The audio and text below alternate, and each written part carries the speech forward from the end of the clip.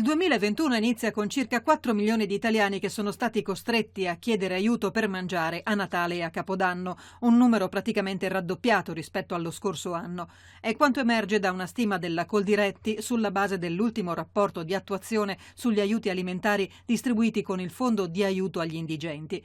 Si tratta della punta dell'iceberg della situazione di difficoltà in cui si trova un numero crescente di persone costrette a far ricorso alle mense dei poveri e molto più frequentemente, sottolinea la Coldiretti, ai pacchi alimentari, anche per le limitazioni rese necessarie dalla pandemia.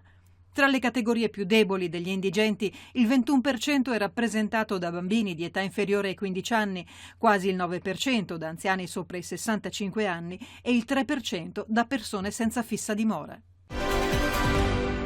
Nel 2020 lo shock da Covid-19 ha frenato i programmi di assunzione delle imprese, con un calo del 30% rispetto all'anno precedente. Si tratta di circa 1,4 milioni di contratti di lavoro in meno, inclusi quelli stagionali e di collaborazione.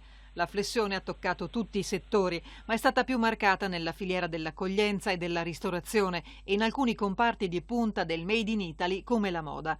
Sono queste alcune tendenze che emergono dal bollettino 2020 del sistema informativo Excelsior di Unioncamere e ANPAL.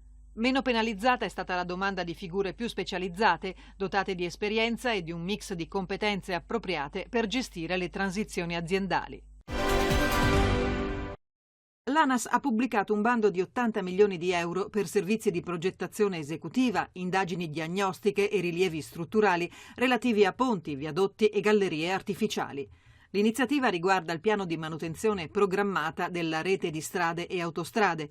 Il bando è suddiviso in 16 lotti del valore di 5 milioni di euro ciascuno. Le imprese interessate dovranno far pervenire le offerte digitali sul portale acquisti di ANAS entro le ore 12 del giorno 2 febbraio.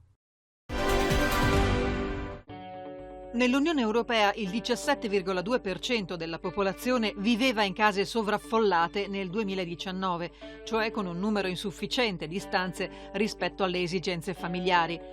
Lo rileva l'Eurostat. D'altro canto, il 32,7% della popolazione vive invece in abitazioni sottooccupate, cioè ritenute troppo grandi.